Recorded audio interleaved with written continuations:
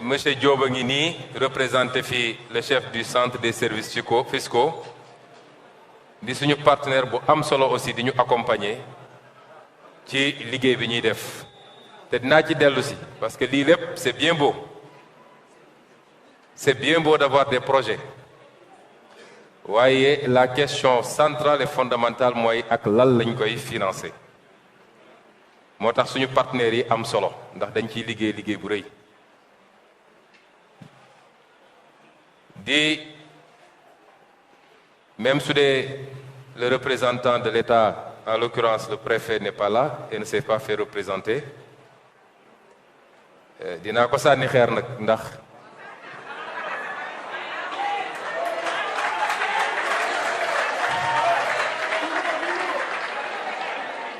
bi ma nekkee maire ba léegi à chaque fois qu'on a des activités yu mel nii dinañu inviter gouvernance dañu inviter préfecture mais je sais pas pourquoi duñu ñëw te duñu yeble te li ñuy liggéey njëriñu Sénégal la njëriñu Ziguinchor la te am na ci pàcc bu am solo boo xam ne dafa jaar ci loxo état pour mun a yegg si Ziguinchor kon doon na baax doon na rafet ñoom ñu ñëw teew gëwma dina wàññi dara ci seen liggéey wala dina yokk dara ci suñu bos ñun di remercier les collègues maires yi fi teew ma jiital ci sax suñu patron ñun ñëpp muy le président du conseil départemental monsieur Georges Mansali ndax département bi moo ñu féete kaw ñun ñëpp moom ak tous ses collaborateurs son équipe départementale qui est là les collègues maires avec le maire de Bignona monsieur Bakary Diatta le maire de Oussouye monsieur Ousmane Landry Diallo et le maire de Moulomp monsieur Idrissa Senghor di remercier également tous nos partenaires parce que lii ñuy liggéey dañ ci am ay partenaires yoo xam ne la ci ëpp ci ñoom dañoo jàpp ngir yàlla kese daanaka ils n'attendent presque rien dama bëgg waa Ziguinchor xam ni dañoo am chance boo xam ne néew na ay commune am ko mooy dafa am ñoo xam ne dañoo bëgg rek jàpp ci liggéey bi parce que dañoo bëgg ñu réussir quelque chose à Ziguinchor ñu ngi def ay liggéey yoo xam ne bu ñu ko defaloon keneen lañ koy facturer peut-être c'est des dizaines de millions ñu koy def di ko mettre au service de Ziguinchor entre les mains de Ziguinchor te duñu réclamer pratiquement rien donc di remercier ces partenaires-là am nañu un partenaire stratégique muy l'AGETIP représenté ici par monsieur Diallo am des partenaires yoo xam ne dañoo jàpp ci liggéey bi comme le cabinet Mbaye Sène et Chérif Diatara daanaka plan yu bëri ngeen gis fii ñoom ñoo ko concevoir am évidemment notre oncle et ami monsieur Pierre Goudiaby Atepa mu def ci tam liggéey bu am solo te def ko ci condition yu xaw a sës mais dinaa ci dellu si également représenté ici par monsieur Frédéric qui a dû travailler hier jusque tard la nuit et qui a pris son vol ce matin pour être présent et nous faire cette présentation. Remercier également des partenaires comme monsieur Samba Mbaye. Je l'ai cité plusieurs fois ici parce que ci projet embellissement wala aménagement voirie bi daaw déjà il nous avait amené 1500 cocotiers de Côte d'Ivoire mooy image bi ngeen gis sànq mu doonoon nag yu nekkoon pépinière on les avait mis quelque part di ko arroser mu yokkaat ci ba aujourd'hui on est à 4500 plantes yoo xam ne je crois qu'on va profiter du début de l'hivernage ñu choisir les grandes artères de la ville pour planter ko ci pour améliorer l'esthétique mais également la verdure et l'oxygénation de la ville mais monsieur Samba Mbaye moom it wax nañu léegi affaire foyer amélioré yi. Il est natif de Ziguinchor, juddoo fi yaroo fi màggee fi jàngee fi. Aujourd'hui il est professeur agrégé d'économie. te affaire foyer amélioré yi ak affaire économie sociale et solidaire da ciy liggéey dans beaucoup de pays d'Afrique, Afrique de l'Est, Afrique du Centre ak fii Sénégal, surtout dans le nord du pays. moom moo commandé à ses propres frais les 600 premières unités de foyer amélioré may ko Ziguinchor. ñu koy remercier également toute l'équipe technique qui ont beaucoup travaillé ces derniers temps, ñoom Karim, Mambay, ñeneen ak ñeneen. ñu ngi leen di remercier la presse locale qui est massivement présente aujourd'hui également ici. di remercier, di féliciter l'équipe municipale ñoom ñëpp seen taxawaay rafet na. mais di remercier aussi nos partenaires parce que ci programme yi ñuy def nii dina ci bëri yoo xam ne on va solliciter nos partenaires. lu mel ni SGBS, un partenaire très dynamique. lu mel ni Casamançaise, Crédit Mutuel, CBAO, Areski, keneen ak keneen su ma limee rek dinaa fàtte, et je reviendrai sur ces partenaires qui devront nous aider à faire beaucoup de choses.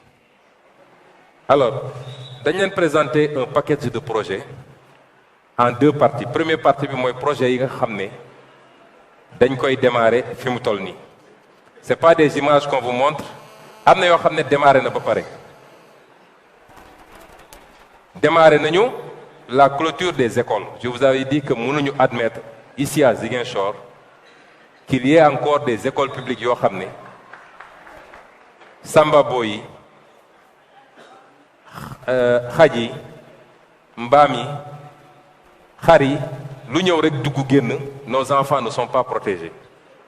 Et nous avons dit dans les 2 à 3 ans à venir dootul am ici dans le périmètre de Ziguinchor une école qui n'ait pas été clôturée ba nga xam ne les enfants seront sécurisés. Loolu première phase bi la. La deuxième phase mooy def des aménagements ci biir école bi, des aires de jeu, des aires de jardinage, etc. ba nga xam ne ça va être un cadre de vie agréable. am nañu projet boo xam ne madame le maire mi ngi ciy liggéey.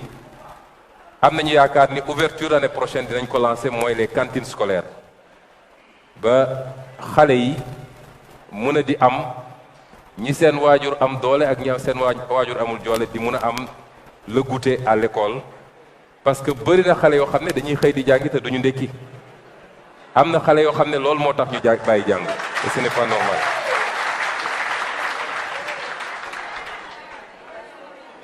On n'a pas exposé également programme boobu démarré na et on a également un programme chaque année dinañ construire 10 nouvelles salles de classe. bu ren bi lancé nañ ko defe naa monsieur Cissé, et chaque année on construira 10 nouvelles salles de classe pour améliorer ba nga xam ne xale yi notre souhait c'est que dootuñu nekk à 100 ou à 80 dans des salles de classe. ci présentation bi on n'a pas parlé de la santé également. Mais aujourd'hui, lancé nañu un vaste programme de construction de postes de santé, de logements d'ICP, qu'on va étendre aux sages-femmes également, mais également d'équipement de ces postes de santé sur tout le périmètre de Ziguinchor. Diabir, bokk na ci, suma juumul Colette Senghor, Goumel ak Djibok. Cette année on démarre avec ñooñu, mais on va continuer chaque année avec de nouveaux projets et notre objectif mooy ñu améliorer ko bu baax. Et vous savez que la municipalité avait choisi d'investir également sur l'hôpital Silence. ba tey am nañu la première unité de chimiothérapie ici à Ziguinchor à l'hôpital Silence boo xam ne c'est la municipalité qui l'a totalement financé. Actuellement signé nañu contrat ak des spécialistes qui doivent venir régulièrement de Dakar, mais projet bi dañ ko bëgg a étendre parce que fi mu ne nii on ne fait que les cancers féminins su ma juumul monsieur Barry, cancer du sein, du col de l'utérus, mais bëgg nañ ko élargir à tout type de cancer ba nga xam ne les Ziguinchorois n'auront plus besoin peut-être de se résigner pour mourir tranquillement dans leur coin avec d'énormes souffrances wala ñu war a dem Dakar ou Thiès pour mun a am bénéficier de la chimiothérapie. Donc il y a 2 séries de projets yi nga xam ne on les démarre tout de suite li ñu leen présenté yépp ci premier volet bi, les marchés à réhabiliter, les marchés à construire, les cimetières, le stade, la maison des jeunes ak deuxième partie bi muy l'aménagement paysager, c'est-à-dire les jardins,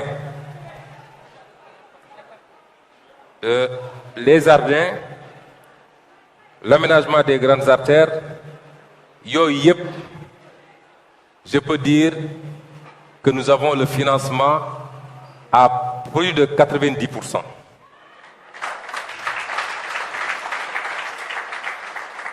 Donc yooyu ñuy démarrer la sans tarder, am na yu ci commencé comme je l'ai dit, am na yoo xam ne comme l'a dit monsieur Diallo, pratiquement l'entreprise est déjà sélectionnée. Yéen ñëpp xam ngeen ni li ñuy diisal léeg-léeg c'est les procédures d'appel d'offres. Dafa gudd balaa ñuy def circuit bi yëpp ba am les autorisations, ça peut prendre 2 mois 3 mois et ça alourdit. Et vous savez qu'à Ziguinchor, à partir de fin mai début juin, c'est très difficile de faire des chantiers parce que day taw lu bari. Peut-être looy liggéey ci biir bâtiment c'est plus facile, mais c'est presque impossible de faire des chantiers de construction. Mais bëgg nañu mën a lancer yenn yi même suñ ko terminé wul, que ça ait suffisamment évolué ba nga xam ne dinañ ko mën a terminer immédiatement après l'hivernage. Pour les marchés, man je considère que les marchés de Ziguinchor sont dans un état catastrophique. Les bâtiments sont presque en ruine, niveau d'insalubrité bi kenn mënu ko wax, électrification bi c'est fait de manière non conventionnelle, assainissement bi presque ça n'existe pas, et nous avons considéré que ça ne peut pas continuer. Le principal marché de Ziguinchor c'est le marché Saint-Maur, mais marché boobu yéen ñëpp xam ngeen li fa xew. Ñun ñëpp nañu ko de ñaan yàlla rek bu fa dara am, bu ñu yàlla nattu ba ñu ne catastrophe am na fa ni muy amee yeneen marché, parce que bis bu amee la fay xew kenn xamul. Et ce marché-là nous avons décidé de le désengorger. Mënatuñu nangu tey ku dem Saint-Maur mënoo am foo teg sa tànk pour dox. Après on nous dit oui il faut ñu liggéey. Goana baa ngi foofu, léeg-léeg ngi foofu. Nous avons dit que nous allons désengorger ce marché. Il faut que marché boobu mel ni mu waroon mel. Moi c'est récemment que j'ai appris qu'il y avait même un parking, mais parking bi dagg nañ ko def ko ay magasin. Bouche d'incendie dagg nañ ko teg fa ay magasin. Tey su incendie amoon sapeur su ñëwee du am fu mu branché pour mun a éteindre l'incendie. C'est pas possible. Mais bëgguñu xëy rek songu marché yi. On a dit travaillons d'abord à offrir d'autres possibilités d'abord. Moo tax ñu ne yenn marché suñ ko réfectionné Baneto gis ngeen ni mu mel, mais suñ ko réfectionné ni mu meloon déjà ak partie bi ne ci gannaaw ñu boole ko ci biir marché bi yaatal ko, ça peut accueillir beaucoup plus de monde. Ensuite, il y a le marché Mariama Diédhiou qu'on va réfectionner. Ñu ne léegi il est bon que ñu def des marchés spécialisés aussi. Ziguinchor est une ville de pêche, même si wàññeeku na tuuti, mais ba léegi c'est une ville de pêche. Ñu ngi fiy débarquer jën ju bari. Et nous, quand on était plus jeunes, il y avait les usines de pêche ici à Mergé, Socéchal, il y avait beaucoup d'usines de pêche. Aujourd'hui il y a le quai de pêche bi nekk fële ñu ne donc c'est bon ñu def un marché dédié aux produits halieutiques su ñu nee marché aux poissons poisson moo gën a siiw ci li ñuy jëlee ci géej mais poisson crevette ñànkaar bi junko bokk pour sénégalais yi ñuy déglu yëpp xam ba ci kaakur Ziguinchor yu bëri xamuñu kaakur mais man dama je passais toutes mes vacances au Cap Skirring te dañ doon dem for kaakur waaye booy yi xamuñu kaakur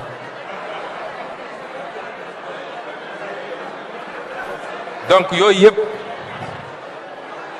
ñu mun a am un marché boo xam ne foofu lañ koy wàcce foofu lañ koy débarquer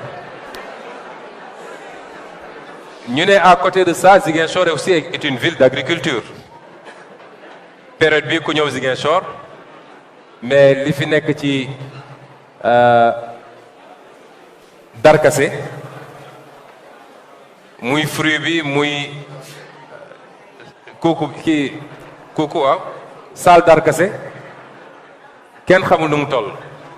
Je crois que l'année dernière ou l'année d'avant on était à 80 000 tonnes de noix d'anacarde yooyu nag am nañ ci ay projets yoo xam ne dafa laaj doole bu gën a bëri ndax man su ma amoon li ma bëgg benn kilo de noix d'anacarde du génn Ziguinchor lu dul décortiquer nañ ko fii def ko ci sachet def ci label mu am valeur ajoutée nga doog ko exporter pour mu andil la xaalis mais aujourd'hui 90% de la production est exportée pratiquement vers l'Inde brut on perd énormément de milliards sans s'en rendre compte mais loolu ci yeneen programme la ak yeneen projet yoo xam ne dinañ ci liggéey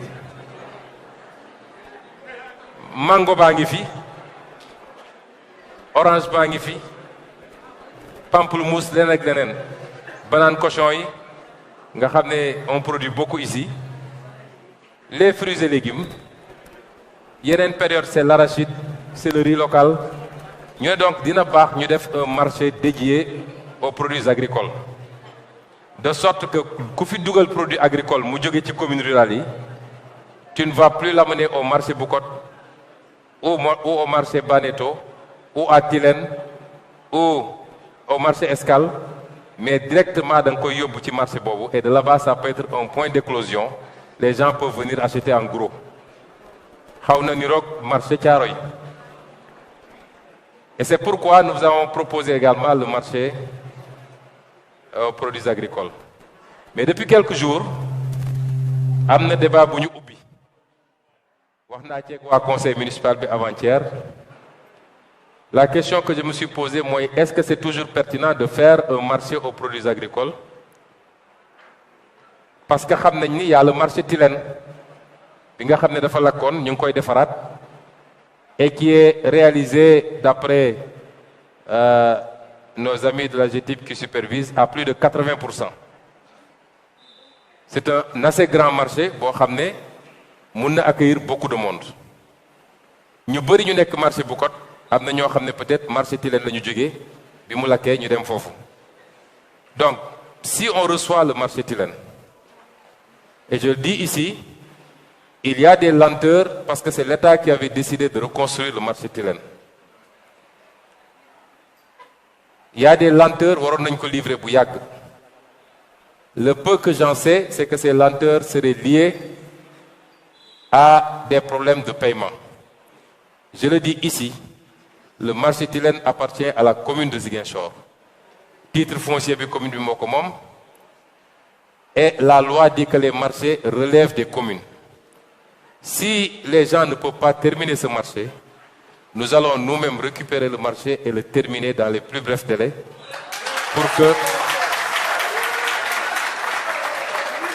pour que les Ziguinchorois puissent en jouir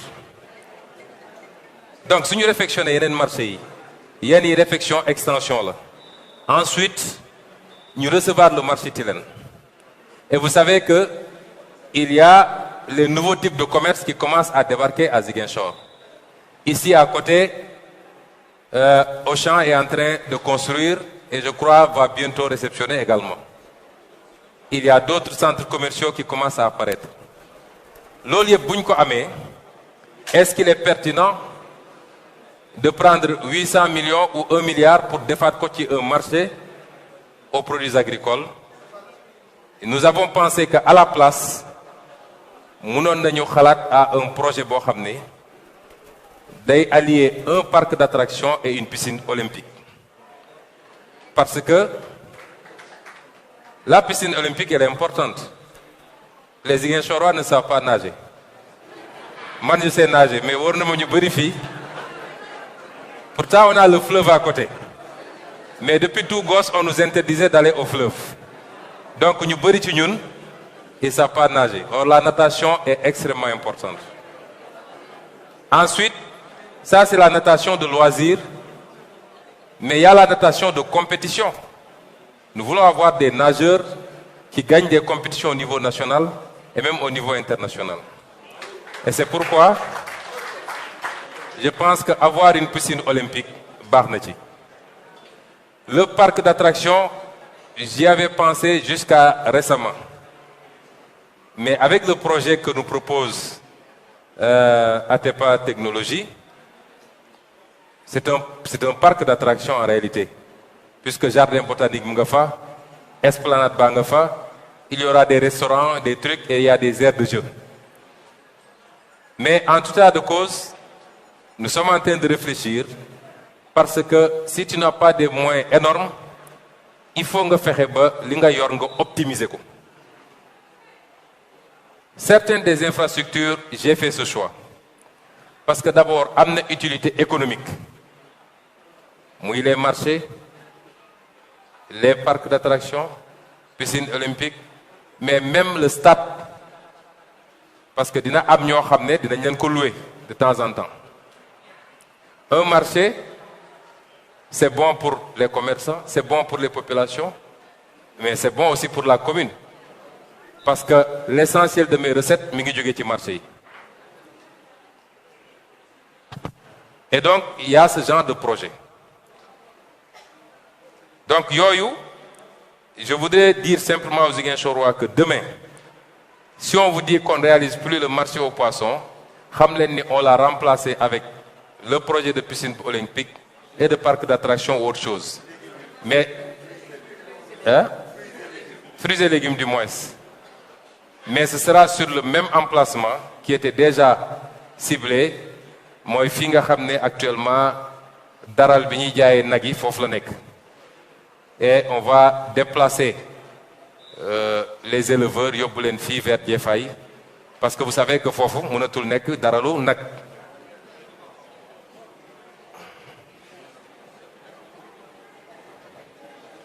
Pour les cimetières, c'est que man quand je vais voir au cimetière, c'est difficile. Cimetière Ziguinchor yi moom d'abord c'est pas présentable. yi ci bëri mur yi daanu na bunt yi presque amu ko, les animaux entrent et sortent comme ils veulent. Un cimetière c'est pas un palais waaye nag war nañ koo defar tuuti. C'est pourquoi nous avons dit nous allons réfectionner les cimetières. Les cimetières qui existent déjà malheureusement sont très mal faits. Soo demee cimetière yi soo demee cimetière Belfort tu es obligé nga dox ci kaw bàmmeel yi pour arriver fi nga bëgg a ziyaare say parents.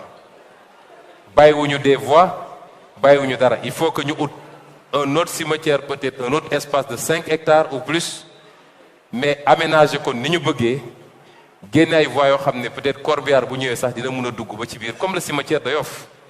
Def des locaux administratifs pour ñi ñu fay teg. Parce que je me suis rendu compte que les cimetières de Ziguinchor ku ñëw ak ndéewam day ñëw rek dugg ñu gasal ko fenn mu suul. La mairie ne délivre même pas une autorisation pour inhumer à tel endroit ou à tel autre endroit. Donc yooyu yëpp on va les restructurer parce que les cimetières c'est important, c'est notre destination finale à nous tous. Yàlla na yéex parce que Badji Koundaay loolu la ñuy bañ a dégg, mais nous sommes tous appelés à finir là-bas. Il faut qu'on le rende plus ou moins présentable. Le stade Jules François Bocandé, je crois que c'est une nécessité actuellement. Le stade Amitié, le stade Aline Sitoé lañ fi yor. Vous avez vu situation bi mu fi nekk. Il paraît que ça doit être fermé d'un moment à l'autre et que le Casa Sport même va recevoir à Dakar. Nous allons rapidement aménager ce stade. On va le faire graduellement sur 2 ans ou 3 ans. Mais je disais l'autre jour que su paree Ziguinchor sera la seule commune qui aura 2 stades aux normes internationales. Pratiquement.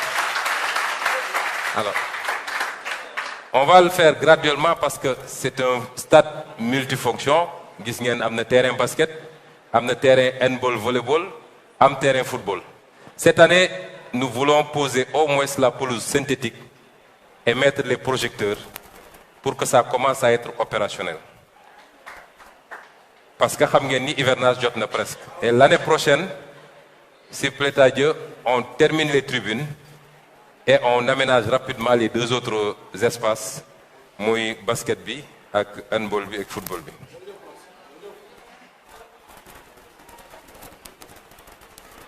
La maison des jeunes de Camp Saoudi, en fait, on dit maison des jeunes de Camp Saoudi, mais ça n'appartient pas à Camp Saoudi, ça appartient à tous les jeunes de Ziguinchor. Et ça doit être un cadre assez ouvert, agréable, boo xam ne nit ñi mën nañ fa organiser toutes sortes d'activités, de réflexion, de loisirs, de production. Et c'est pourquoi c'est l'un des rares projets que j'ai trouvé ici et que j'ai maintenu, parce que jàpp naa ni am na njëriñ. Pour les aménagements paysagers également, man dama bëgg ñun ñu bëgg suñu bopp. Nit da ngay bëgg sa bopp. Tubaab yi gënuñu ñu, naar yi gënuñu ñu, chinois yi gënuñu ñu. Feneen foo dem, tu vois comment les gens ont aménagé leur ville. Tu arrives n'importe où dans le monde, tu mets tes bagages dans ta chambre à l'hôtel. Tu sors, faut bëgg a dem féexlu, jardin yi, parc d'attractions yi, tu as des endroits où tu peux aller et tu vois les gens sortir en famille ou seuls ñëw féexlu. Mais je ne parle pas de Ziguinchor, mais Sénégal yëpp la, même Dakar bi ñuy wax nii, qui est la capitale du Sénégal. Boo bëggee génn dem féexlu Dakar, tu vas où? Et donc, nous avons un problème général d'urbanisation. Et c'est pourquoi nous avons dit, espace yi ñu am nii, dañ leen bëgg a aménager. Def ci de la verdure, def ci du gazon, def ci des bancs publics, def ci également des espaces de jeu. Parce qu'à côté de ce projet, il y a un autre, parce que dans l'incité, ça c'est les projets qu'on veut faire tout de suite, il y a un lot de projets. Et si nous avons li, comprenez que ça va être étendu à tous les quartiers. Partout où il y a des espaces, on va aménager. Mais il faut que les populations se sentent concernées. Parce que ce ne sera pas Ousmane Sonko mooy ñëw. Une fois qu'on va à Kandialan ou à Lindiane, nous aménager espace public. Waa foofu ñu war a organiser wu, particulièrement les jeunes, mais di ko toppatoo arrosage bi, éviter que les animaux entrent, entretenir les espaces de jeu. La mairie va accompagner, mais c'est les populations elles-mêmes, dans un premier temps, qui doivent en faire leur affaire. Mais investir 20 millions ou 25 millions ou 30 millions ou le plus pour faire un espace, 6 mois plus tard, tu ne trouves absolument rien là-bas, ça aussi ce ne serait pas bien et ce ne serait pas encourageant. Donc tous les espaces publics, c'est dans ce cadre-là que nous avons. Les grandes artères, je vous ai parlé des arbres, mais il y a d'autres types d'arbres que nous voulons introduire. On a déjà les premières boutures. C'est l'arbre qui est supposé être l'un des arbres les plus oxygénants au monde. Nous avons le paulownian, qu'on retrouve beaucoup plus en Chine. On a un de nos partenaires, une de nos relations, qui est botaniste et qui est dans une université chinoise et qui a décidé de venir travailler avec nous pour nous aménager avec ces types d'arbres qui sont très jolis et qui changent de couleur selon les saisons, mais surtout le volet environnemental pour qu'on respire de l'air frais.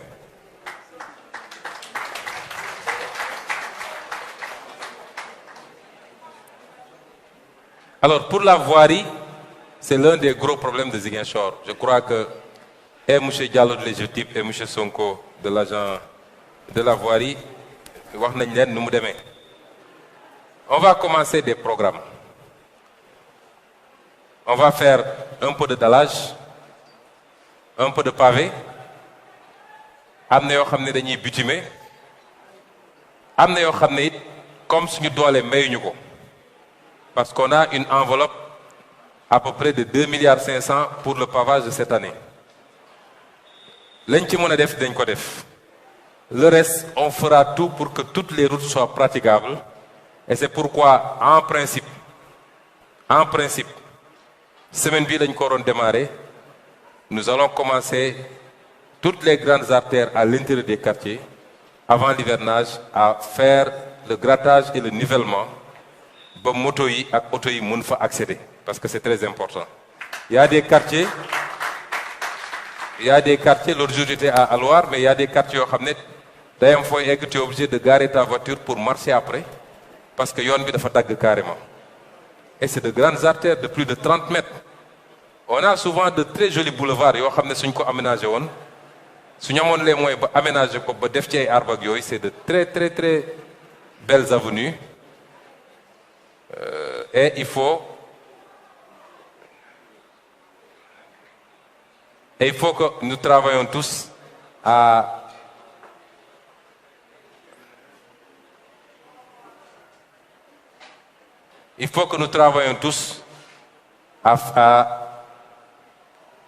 aménager ces grandes artères.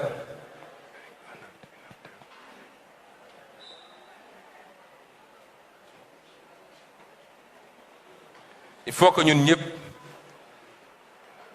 liguions pour aménager ces grandes artères, defar ko ni mu wara mel, pour que, en tout cas, Ziguinchor soit très vivable.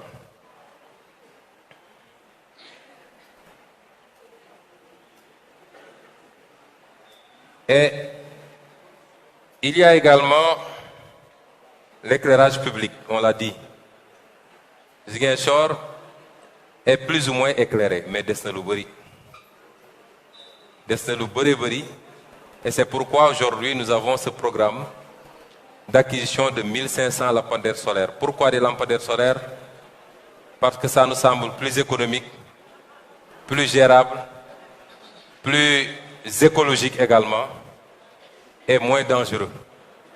Nous sommes donc nañu ut yooyu, et je peux vous assurer qu'on est très avancé par rapport aux offres que nous recevons. On a budgétisé pour cette année pour un premier lot. Et pour yooyu yep nak, je le dis, Ablaye l'a dit tout à l'heure, nous, on est là, on est maire de tous les Ziguinchorois. Il a dit son quartier HLM. HLM n'est pas mon quartier. Moi, je n'ai plus de quartier à Ziguinchor. Ce qu'on est, moi, am na programme bu ma fekkoon ci voirie bi am na lu bëri loo xam ne ça tournait autour des HLM dama ko supprimer pour yóbbu ko Jaabir, parce que je considère que ils n'ont pas les mêmes problèmes. HLM amul problème accès, mun nga accéder aux HLM à tout moment, mais à Jaabir, dès qu'il pleut, c'est difficile d'accéder. Donc je préfère aider Jaabir à accéder plutôt que embellir les routes des HLM. J'espère qu'on ne va pas me taper dessus. Donc nous, aussi bien au niveau des infrastructures routières, des lampadaires, de l'aménagement des places publiques, de la voirie, on essaie d'être très équilibré et de privilégier ñi nga xam ne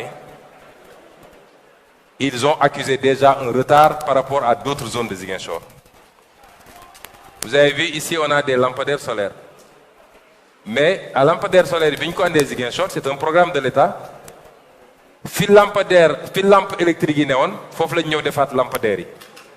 Donc tu vois lampadaire solaire et 5 mètres plus tard, tu vois une lampe électrique. Mais il fallait prendre ces lampadaires solaires et les amener ailleurs, là où les gens n'ont pas l'éclairage. Et c'est ce que nous voulons corriger maintenant, dans la mesure du possible et dans la mesure de nos capacités.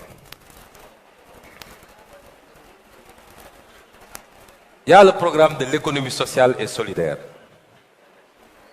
C'est l'un des programmes auxquels je tiens le plus. Économie sociale et solidaire, c'est devenu un enjeu mondial. Vous savez que du 4, voilà, du 2 au 6, Sénégal m'a organisé le Forum mondial de l'économie sociale et solidaire. La ville de Dakar m'a organisé. La ville de Ziguinchor est invitée, mais ils nous ont même permis d'inviter 4 regroupements féminins de Ziguinchor à raison de 6 membres par regroupement. Donc je crois que les GIE comme Sofora, comme Santiala, ce matin j'ai reçu l'association des...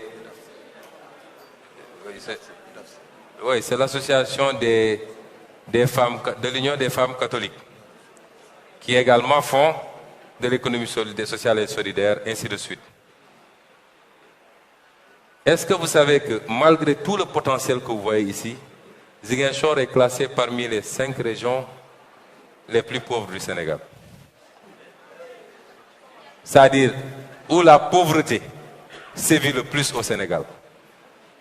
À côté de Kolda, de Kédougou, si je ne m'abuse, de Kaffrine et de Sédhiou.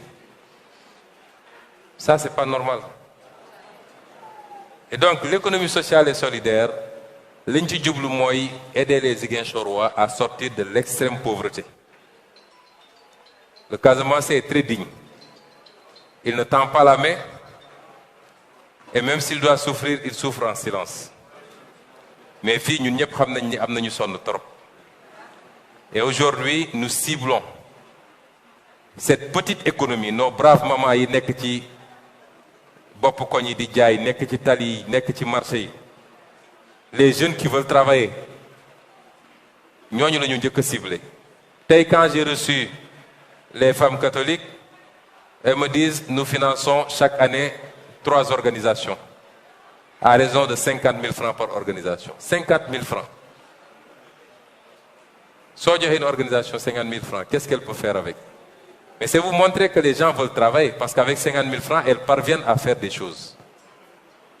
Et c'est pourquoi l'un des projets phares, c'est l'économie sociale et solidaire.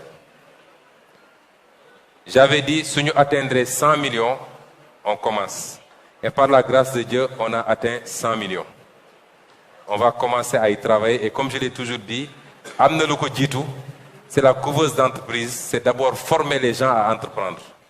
Il y en a qui sont déjà très professionnels, mais il faut ñu jàngal leen balaa nga leen di jox xaalis moo xam 200 000 ngeen jox wala 500 000 wala 100 000 il faut d'abord nga jàngal ko naka ngay tenir sa comptabilité minimale, naka ngay gérer tes relations, comment faire pour rembourser.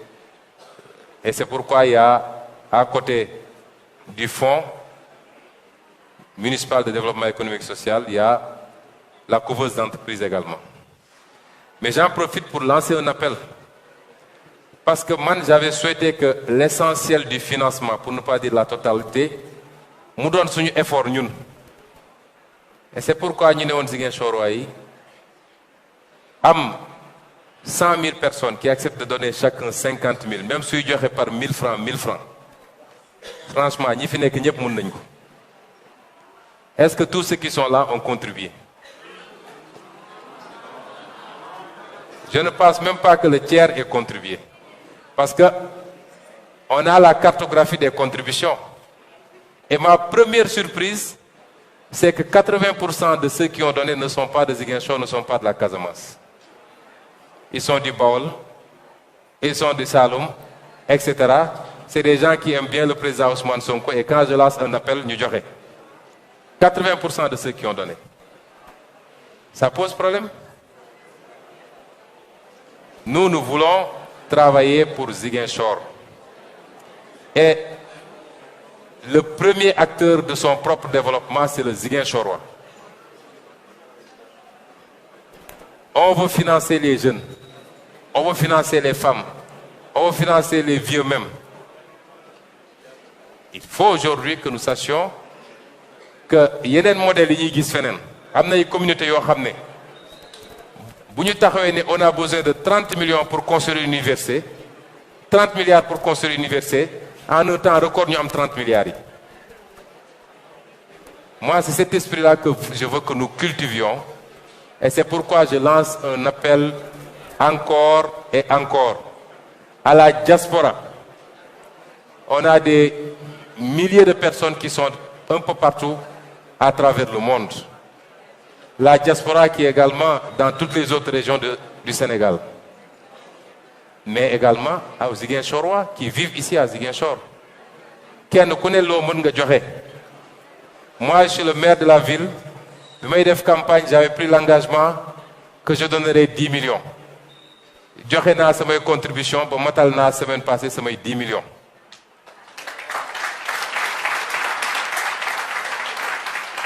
Et comme je vous ai dit que je ne prends ni salaire ni rien, li ma waroon jël ci salaire, on vire ça dans le fonds municipal de développement économique et social.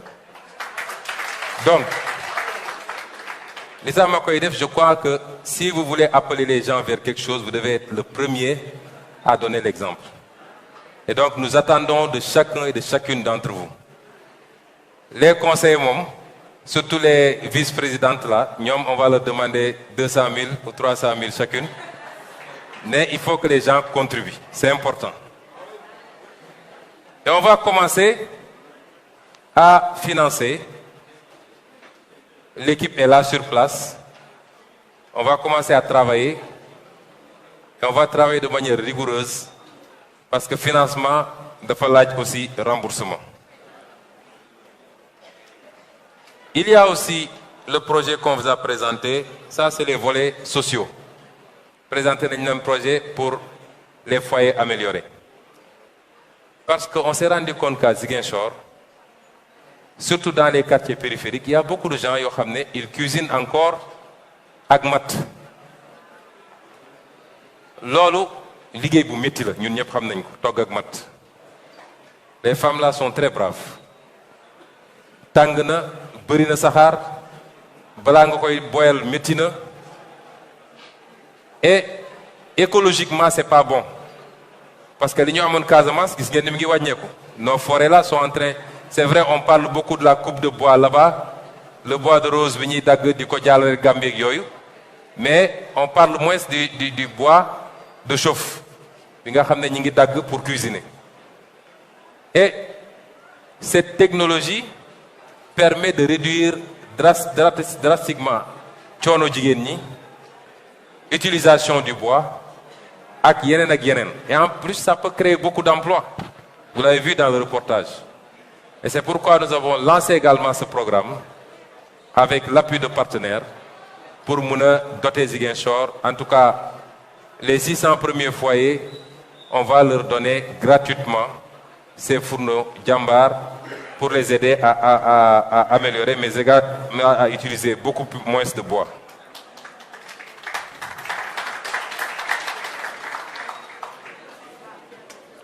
Alors, en plus de ces projets maintenant, on a les projets en réserve. On a le financement à 80 à 90%. On a d'autres en réserve. On vous a présenté, on n'a pas présenté l'archive, le bâtiment qui doit accueillir l'archive et la région municipale. On a les plateaux sportifs dans les quartiers, tous les quartiers. Les études avaient été faites par nos amis de la JTIP. De Kanyala à Lindian, Kenya, Santiaba, tous les espaces publics, on a des programmes de plateaux sportifs. On a également le projet de réfection de la gare routière. Mais Bob n'a pas l'état de Fagunko.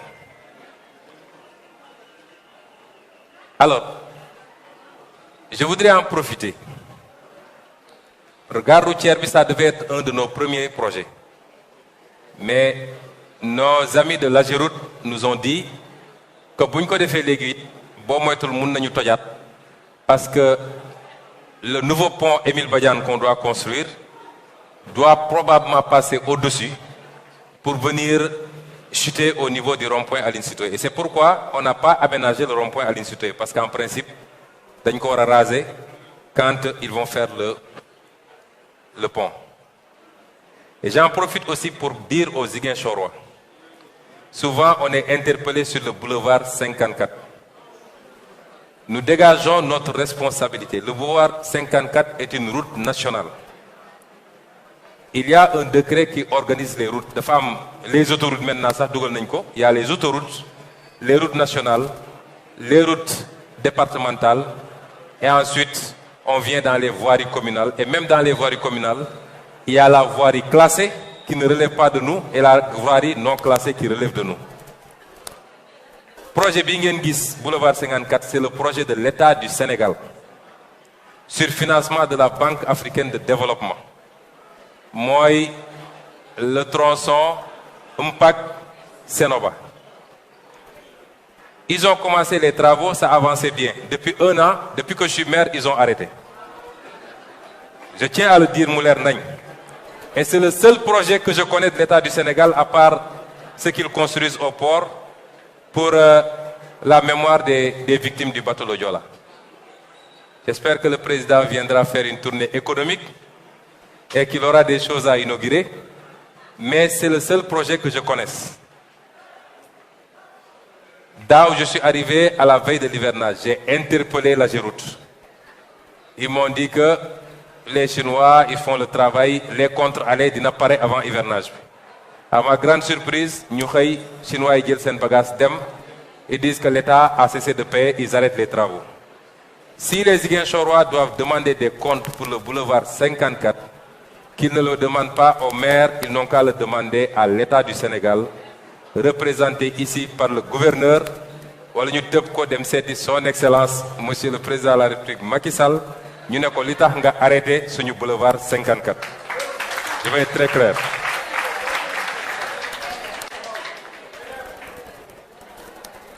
Alors, je voudrais terminer maintenant. Je crois qu'on vous a présenté un certain nombre de choses. Lii, c'était les projets qu'on avait. Il y a le dernier projet qu'on vous a présenté. Ce projet semble être le plus structurant pour Ziguinchor. Dafa am projet yoo xam boo ko defee day soppi xar kanamu dëkk bi. Yàgg naa attaquer mon oncle Atepa pour lui dire que tu ne peux pas être natif de Ziguinchor et tu ne fais pas pour Ziguinchor. Il est temps que tu fasses. Sinon, mandina la yole Ziguinchor. Ziguinchor, les gens vont t'accueillir avec des brassards rouges. Et il a toujours eu l'intention de faire le canal du Corentas. Et cette fois-ci, il s'y est attelé. Avec ses équipes, ils ont beaucoup travaillé. Et il m'a dit de dire aux Ziguinchorois que projet B, il fait la conception gratuitement qu'il offre à Ziguinchor.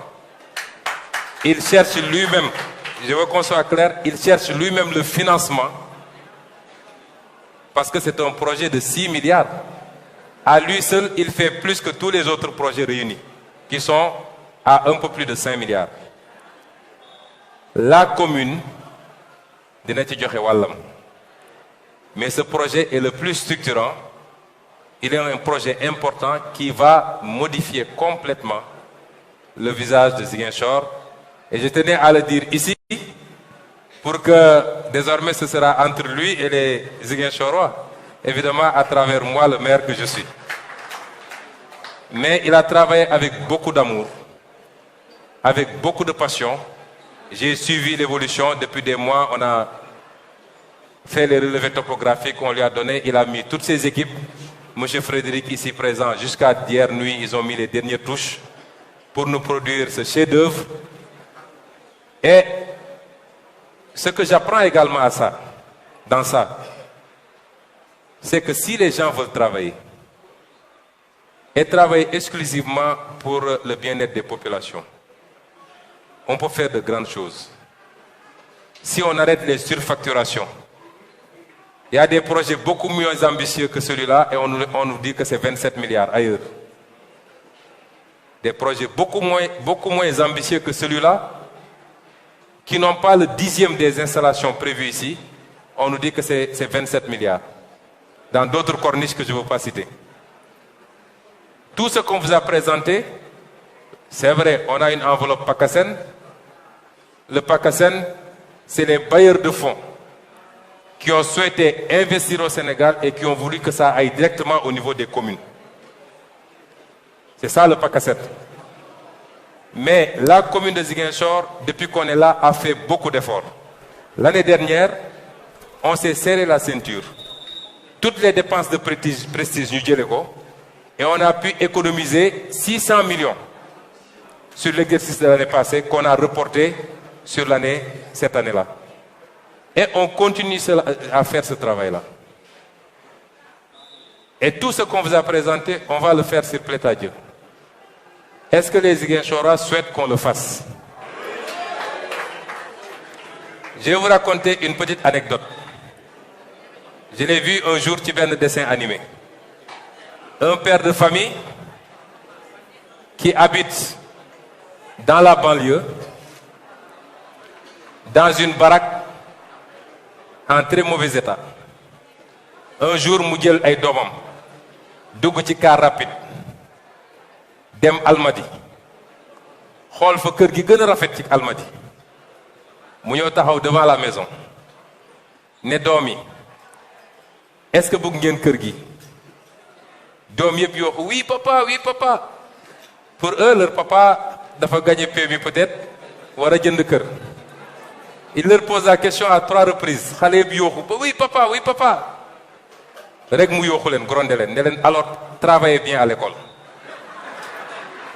Si les Ziguinchorois veulent qu'on fasse de cette ville la plus belle, ce que j'attends des Ziguinchorois, c'est qu'ils soient des citoyens. Le citoyen, il se dit qu'est-ce que j'apporte moi à ma communauté et non pas qu'est-ce que ma communauté doit faire pour moi. C'est extrêmement important. Ce que nous attendons de vous, moi, ñun ñëpp nañu am habitude de lamb poos ku ñu fayee ko impôt na fay l'impôt am ndax l'impôt mooy defar réew mi man je n'ai pas des milliards pour defar le pays ku ñu fayee ko juuti na fay juuti bi. Je le dis tous les jours, quand on réclame 100 francs par jour à un conducteur de Jakarta, voilà à un tailleur, voilà à un commerçant qui peut verser 5 000 ou 10 000 par jour, nous avons donné 100 000 francs pour faire la talibi. On a 100 francs du moins pour faire la talibi. Dans l'année, c'est 26 000 francs si je ne me trompe. Mais on a lolo. Nit war na ko mën pour sa communauté. Je veux que nous expérimentions à Ziguinchor un nouveau modèle. Nous avons Ziguinchorois qu'on a les capacités, la volonté, l'envie et la détermination de faire de notre ville dëkk boo xam ne dañ koy joxe un exemple dans le monde entier. Et en contrepartie, la garantie que je peux vous donner, moi, aucun centime de l'argent public n'ira dans les poches de quelqu'un dans cette ville. Détournement de fiam, surfacturation de fiam. Hier, avant-hier, aujourd'hui, j'ai émis une convocation du conseil municipal pour le 3 prochain. Beaucoup de points, je veux que le conseil nous autorise. Moi, on va saisir la justice. On va déposer des plaintes par rapport à des comportements je ne peux pas les tolérer. Moi, je suis foncier, jël suuf soo moomul di ko jaay dagg espace public yi di ko jaay ça c'est fini à Ziguinchor.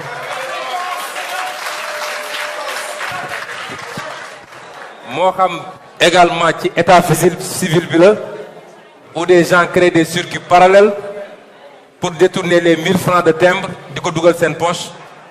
Je serai intolérant par rapport à ces attitudes.